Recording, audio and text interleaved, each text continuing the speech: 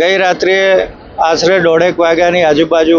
Ahmedabad Rajkot highway પર સંઘાણી પાટિયા પાસે એક લક્ઝરી બસ અને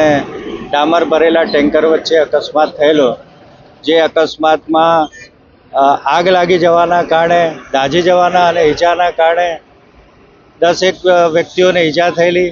જે લોકોને ચોટીલા સરકારી દવાખાને લઈ ગયા અને ત્યારબાદ એમને રાજકોટ રિફર કરવામાં આવ્યા અને એના પછી